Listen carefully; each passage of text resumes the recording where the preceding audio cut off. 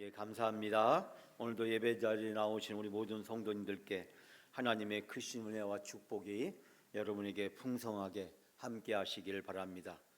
우리가 6월 둘째 주부터 시작해서 한 달 동안 지난 전반기를 돌아보면서 그리고 후반기를 준비하는, 그래서 다시 새롭게라고 하는 그런 시간을 함께 보내고 있습니다. 우리가 첫째 주에는 어떻게 하면 예배를 새롭게 할 수 있을까? 또 지난주는 어떻게 하면 기도를 새롭게 할 수 있을까? 이번 주에는 첫사랑을 우리가 어떻게 하면 회복할 수 있을까? 하는 주제를 가지고 이번 한 주 동안 우리가 말씀을 함께 나누고자 합니다. 특별히 흔들리면서도 다시 피는 꽃처럼이라고 하는 시어를 가지고 우리가 이번 한 주 동안 우리의 처음 예수님을 만났을 때, 처음 예수님을 믿었을 때, 그때의 그 감격과 기쁨을 회복하는 시간을 가지려고 합니다. 오늘은 그 첫 번째 시간으로 다시 하는 첫사랑의 고백이라는 주제를 가지고 흔들리면서도 다시 피는 꽃처럼 신앙생활 하는 방법은 무엇일까? 여러분과 같이 함께 나누고자 합니다. 첫사랑을 찾아서 다시 떠나는 여행에 여러분들이 함께 동행해 주시기를 바랍니다. 여러분, 결혼한 지 20년쯤 되는 한 부부가 있었습니다. 그런데 어느 날 아내의 생일을 맞아서 남편이 로맨틱하게 아주 레스토랑을 예약을 해서 이벤트를 준비했습니다. 모처럼 분위기를 잡으면서 남편이 아내의 손을 잡으면서 이렇게 말했답니다. 여보, 오랜만에 당신의 손을 이렇게 잡으니 꼭 처음 만났을 때처럼 가슴이 떨리는 것 같아 라고 이야기를 했답니다. 분위기를 잔뜩 잡은 남편에게 아내가 째려보면서 쌀쌀맞게 이렇게 말했답니다. 당신 제정신이에요? 고기가 식어요. 빨리 칼질이나 하세요 라고 이야기했답니다. 혹시 여러분 중에 그런 분 안 계신지 모르겠습니다. 모처럼 외식하러 갔는데, 그래서 맛있는 음식을 준비했는데 왜 비싸냐고, 왜 하필이면 이 음식이냐고, 이런저런 얘기. 이미 식당에 갔는데, 이미 주문했는데 음식이 나온 걸 어쩌라고 투정하는 일들이 혹시 없으신지 모르겠어요. 그런 일이 참 많이 있잖아요.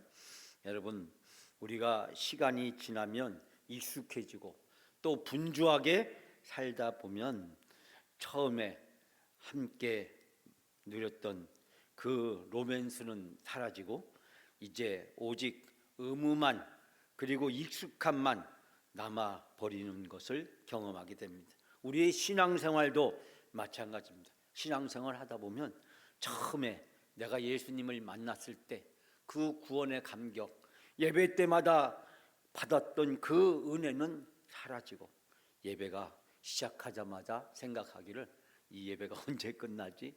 끝나고 차나 먹으러 가야 되는데, 밥이나 먹으러 가야 되는데, 우리가 예배 이후에 있는 일정만 떠올리면서 예배를 의무적으로, 형식적으로 마지못해서 드리는 경우가 얼마나 많이 있습니까? 사랑하는 여러분, 오늘 한 해의 절반을 보내고 이제 2020년 후반부를 준비하려고 합니다. 지난 6개월 동안 우리에게 많은 일들이 있었습니다. 좋았던 일도 있고 슬펐던 일도 있고 기뻤던 일도 있었고 가슴 아팠던 일도 있고 좋았던 일, 기뻤던 일도 있지만 그러지 못한 일도 있었습니다. 지난 6개월 동안 우리가 열심히 살아왔는데, 열심히 달려왔는데 막상 우리가 내 인생의, 내 신앙의 성적표 점수를 매겨보니 성적표 점수가 내가 연초에 기대했던 것보다 사실 매우 낮다는 사실을 발견합니다. 지난번에 말씀드렸지만 새해에 결심을 하고 6개월이 지나면 5%밖에 남지 않는다라고 이야기합니다. 점수를 매기면 정말 100점 만점에 5점밖에 되지 않는 그런 우리 인생의 성적표 앞에서 우리의 신앙생활도 어떻게 보면 우리가 신앙생활을 열심히 했긴 했지만 그러나 뜨겁고 또 신앙생활을 의무감에서 했지만 감격을 잃어버린 우리의 삶을 돌아보게 됩니다. 때로는 인생을 축구 경기에 비유하기만 합니다. 요즘 어디 가서 축구 얘기했다가는 열받는 얘기만 하게 됩니다. 월드컵에서 한국 국가대표팀의 성적이 기대한 만큼 이르지 못해서 많은 사람들이 실망을 하게 됩니다. 그런데 우리가 축구 경기를 하다 보면 전반전을 마친 선수들이 라커룸에 모여서 이제 후반전을 준비합니다. 감독의 전술을 들으면서 우리가 처음에 계획했던 것과 같이 전반전이 이루어지지 않은 것을 돌아보면서 이제 후반전을 시작하기 위해서 전략을 수정하고 바꾸고 변경하면서 이 후반전에는 전반전보다 어떻게 하면 더 잘할 수 있을까 준비를 하게 됩니다. 우리의 인생도 마찬가지입니다. 지난 6개월을 보내면서 이제 7월 달부터 시작되는 후반부에 우리가 어떻게 하면 내가 올해 계획을 세웠던 그 계획을 이제 전반부는 잘 이루지 못했지만 후반부에는 그것을 더 잘할 수 있는 방법이 무엇이 있을까? 우리가 느슨해진 신발끈을 다시 동여매고 그리고 허리띠를 졸라매고 그리고 다시 출발점에 서서 후반부에는 화이팅하는 그런 각오와 결심을 다지게 됩니다. 사랑하는 여러분, 영국의 한 유명한 정원사가 그런 말을 했답니다. 세상에서 가장 아름다운 꽃은 모진 비바람을 견디고 다시 피어난 꽃이다. 세상에서 가장 아름다운 꽃은 안전한 온실에서 자라는 그런 꽃이 아니라 비바람을 견디고 다시 피어난 꽃이 아름답고 향기롭다라고 이야기합니다.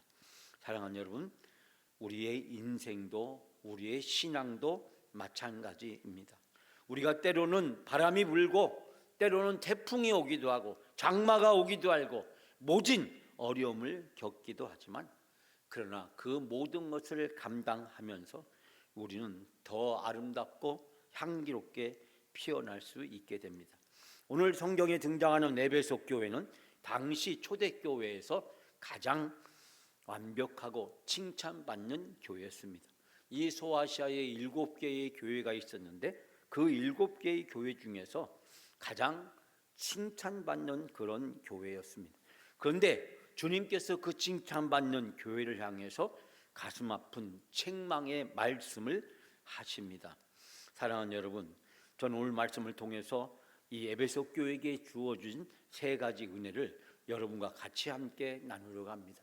첫 번째는 알맹이를 잃어버린 열심입니다.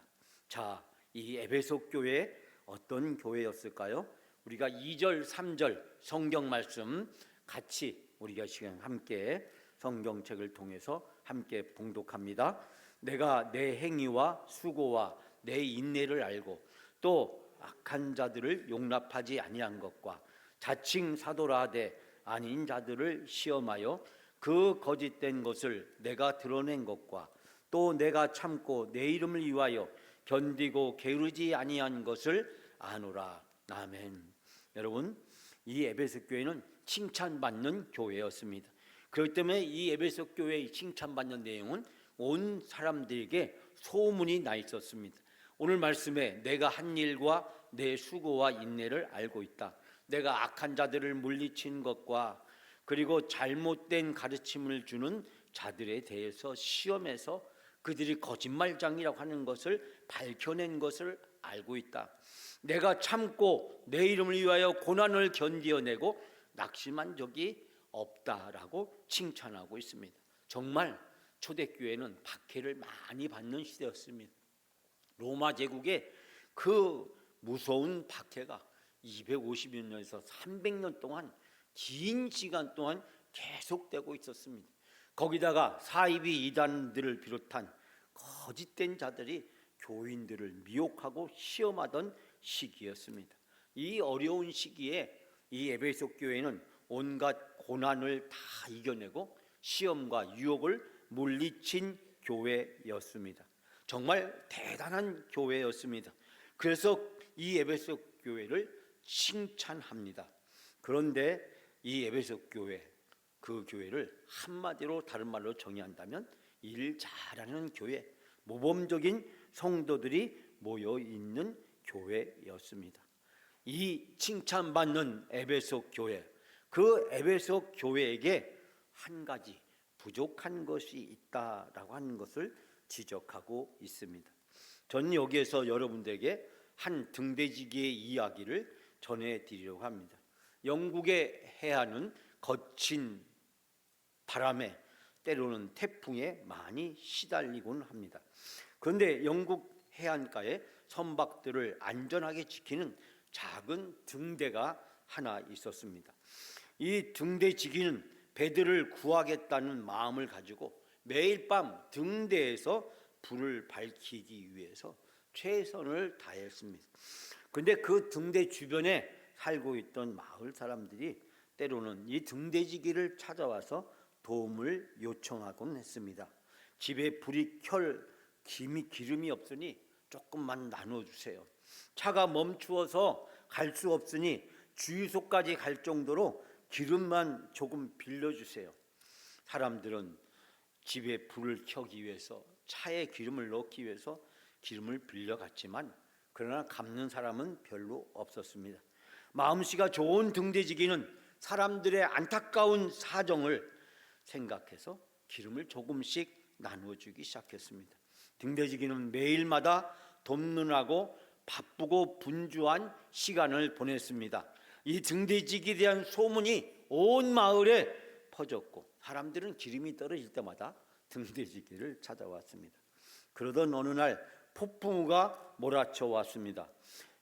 등대지기는 열심히 불을 피워서 배들을 안전한 곳에 안내하기 위해서 최선을 다했습니다. 그날 밤에 거친 태풍 앞에서 등대지기는 밤새도록 불을 켜서 배들을 안내했습니다. 그러다 보니 이 등대지기에 불을 피우는 기름이 그만 떨어지고 말았습니다. 그날 밤 그곳을 지나가던 대형 여객선이 바위에 부딪혀서 수많은 사람들의 목숨을 잃게 되었습니다. 등대지기가 등대에 불을 계속 피울 수 있는 기름이 떨어졌기 때문이었습니다. 정부 조사관이 와서 책망할 때 등대지기는 억울해하면서 이렇게 말했답니다. 저는 놀지 않았습니다. 이웃들을 돕느라고 정말 열심히 살았습니다. 그러자 조사관이 하는 말이, 당신이 하는 일은 이웃을 돕는 게 아니라 당신에게 준 기름을 이웃에게 도와주라고 준 것이 아니라 오직 등대불을 밝히라고 준 것이다. 등대불을 밝히라고 준 기름을 이웃을 돕는 데 썼던 이 등대지기, 그 등대지기의 그 행동 하나로 인해서 많은 사람들이 그날 밤에 목숨을 잃게 되었습니다. 사랑하는 여러분, 우리는 인생을 살아가면서 우리에게 정작 중요한 것이 무엇일까라는 생각을 해보게 됩니다. 에베소 교회는 이단도 물리치고 봉사도 열심히 했지만 가장 중요한 본질, 주님을 향한 사랑의 등불을 꺼트렸습니다. 사랑하는 여러분, 우리는 전반기를 돌아보아야 됩니다. 그래야 후반부를 전반부보다 더 좋은 시간으로 만들 수 있기 때문입니다. 지난 6개월 동안 우리의 인생을, 우리의 신앙을 돌아보면서 이제 2026년도에 우리가 계획하고 하나님 우리에게 원하시는 좋은 일들을 감당하는 한 해가 되기 위해서 우리의 신발끈을 다시 매고 옷깃을 여미고 우리가 출발선에 다시 서는 각오로 우리 자신을 세워야 합니다. 사랑하는 여러분, 2026년 여러분을 향한 하나님의 선한 계획이 이루어지시기를 주님의 이름으로 축복합니다. 두 번째는 처음 사랑을 버렸다는 것입니다. 자, 이 에베소 교회의 문제는 무엇이었을까요? 4절 말씀 우리 다 같이 함께 봉독합니다. 그러나 너를 책망할 것이 있나니 너의 처음 사랑을 버렸느니라. 아멘. 그러나 너에게 나무랄 것이 있다. 이 책망하다는 것은 나무랄 것이 있다. 부족한 것이 있다. 내가 한 가지 잘못한 것이 있다. 그것은 무엇이었냐면 처음 사랑을 버렸다는 것입니다. 여러분, 여기서 이 버렸다라는 것은 바로 실수로 떨어뜨렸다라는 것이 아니라 시간이 지나면서 서서히 소홀히 여기다가 결국 방치해버린 상태를 이야기합니다. 혹시 예수님을 처음 만났던 그때를 기억하십니까? 우리가 이제 이 예배를 마치면서 함께 부를 내가 주를 처음 만났을 때 외롭고 쓸쓸한 모습으로 주님 앞에 나왔을 때 그때를 혹시 기억하십니까? 그때 예수님이 나를 위해서 십자가에 죽으셨다는 그 사랑을 깨닫게 되고 너무 감사해서 눈물로 하나님 앞에 예배하던 그때를 혹시 기억하십니까? 사랑하는 여러분, 지금 그런데 우리 자신은 어떻게 달라져 있습니까? 예배 시간에 감동의 눈물이 마른 지 오래되고 찬양의 입술이 중언부언이 되고 기도는 형식적인 요구로 나열되고 그러면서 흔들리는 세상을 탓하면서 식어버린 우리 자신의 그 믿음에 대해서 스스로 자포자고 있지는 않은지 우리 자신들을 돌이켜 봐야 됩니다. 사랑하는 여러분, 제가 얼마 전에 여러분들에게 일본의 킨츠키라고 하는 전통 도자기 수리 기법을 설명해 드린 적이 있습니다. 일본 사람들은 비싼 도자기를 굉장히 중요한 것으로 생각을 하는데 가끔 그 도자기가 불가피하게 깨지게 되면 그 깨진 도자기를 버리지 않고 그 깨진 도자기를 수리하는 곳에 맡긴다고 합니다. 바로 그곳은 킨츠키라고 하는 이 전통 도자기를 수리하는 기법이 있는데 그것은 깨진 틈을 점토로 붙인 다음에 그 위에다가 순금을 입혀서 메우는 기술이라고 이야기합니다. 놀라운 점은 수리가 끝난 도자기는 깨지기 전보다 더 아름답고 때때로는 예술적 가치를 높이 평가받는 경우도 있다라고 이야기합니다. 사람들은 도자기에 깨진 그 금을 보면서 실패의 흔적이라고 말하지 않고 황금빛 선으로 다시 태어난 아름다움에 감탄을 한다고 이야기합니다. 여러분, 지난 전반기에 우리의 신앙과 삶을 돌이켜보면 깨진 항아리처럼 엉망일 수가 있습니다. 그리고 그 깨진 자국을 보면서 우리는 우리가 실패하고 실수했고 부족했던 우리 자신의 모습에 때로는 자책하기도 하고 때로는 절망하기도 하고 때로는 상처와 아픔 속에서 그 깨진 흠을 보면서 아쉬운 시간을 갖기도 합니다. 여러분, 그러나 주님께서는 그 깨진 틈을 바로 주님의 사랑과 은혜로 우리들에게 채워 주십니다. 그리고 주님께서 그 상처를 치료해 주시고 메꾸어 주십니다. 사랑하는 여러분, 우리의 깨진 틈, 우리의 상처, 우리의 아픔, 주님의 사랑과 은혜로 메워지는 놀라운 은혜가 여러분에게 함께 있어지기를 주님의 이름으로 축원합니다. 사랑하는 여러분, 지금은 우리가 다시 그 주님의 사랑을 기억하면서 내가 오늘 다시 회복할 수 있는 시간을 주님께서는 우리에게 주십니다. 첫사랑이 식어버린 진정한 위기는 내가 식었다는 사실조차도 깨닫지 못한 영적인 무감각에 있는 것입니다. 주님은 오늘도 우리에게 묻습니다. 내 마음이 왜 이렇게 차가워졌느냐? 지금 우리 마음의 온도를 점검하고 다시 깨어날 시간입니다. 사랑하는 여러분, 2026년 절반이 지났습니다. 그러나 감사할 것은 아직 절반이 남아 있습니다. 절반 동안 우리를 실망하게 하는 것이 많이 있습니다. 깨어진 자국이 우리에게 상처가 되고 아픔이 되기도 합니다. 그러나 여러분, 주님의 사랑과 은혜는 우리 깨어진 틈을 메꾸어 주십니다. 그리고 출발선에 다시 세워 주십니다.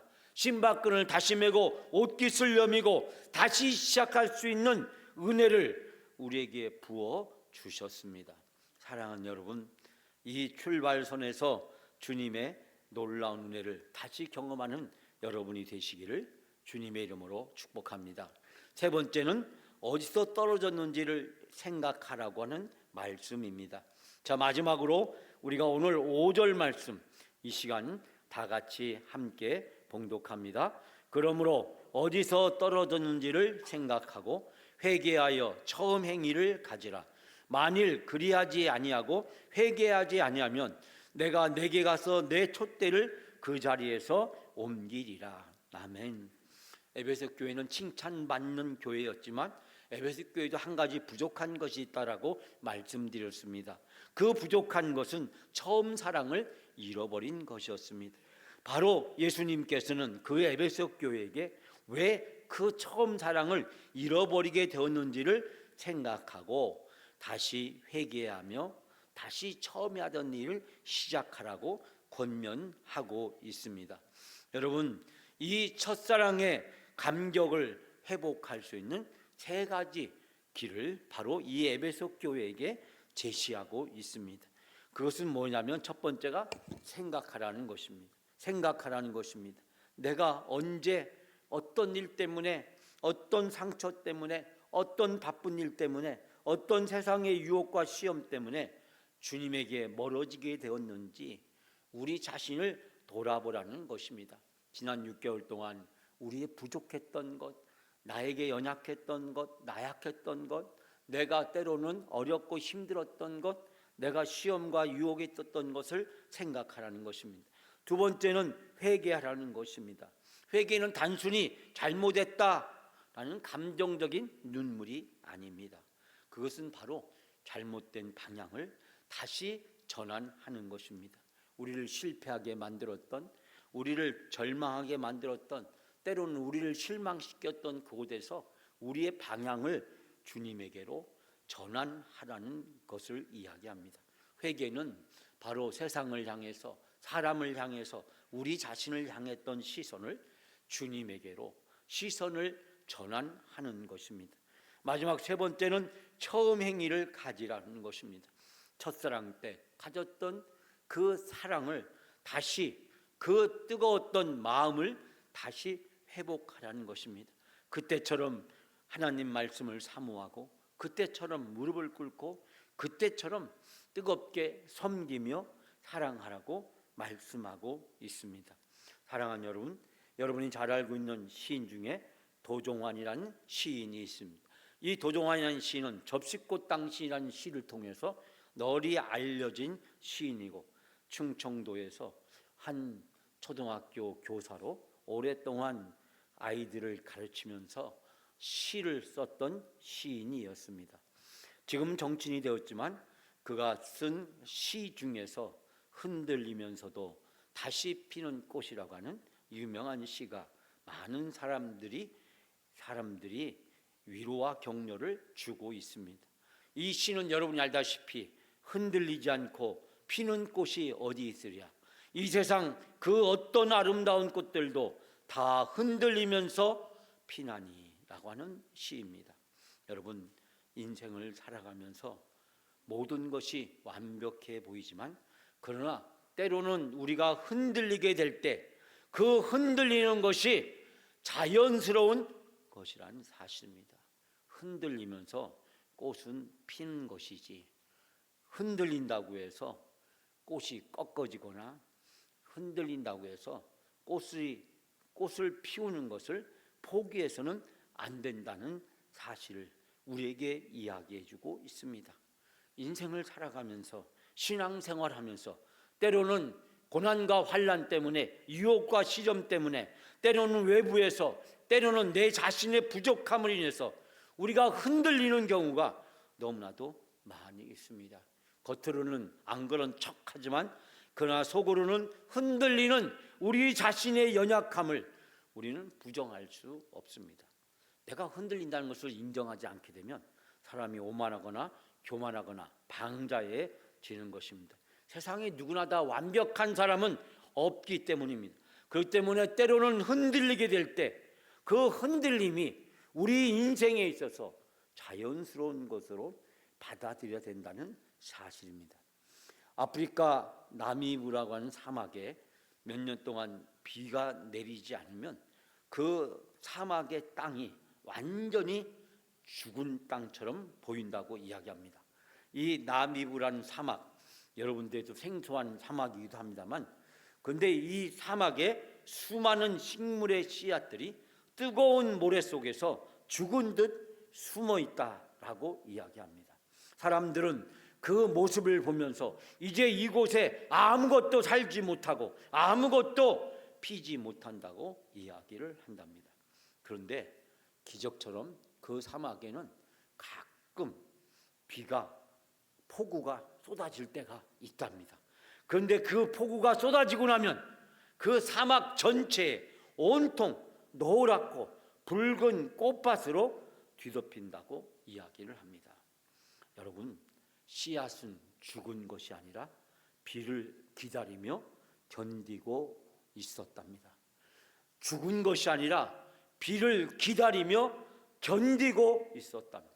그래서 폭우가 쏟아지면 그때 꽃들이 화려하게 자기의 꽃을 온 사막을 꽃밭으로 뒤덮인다라고 이야기합니다.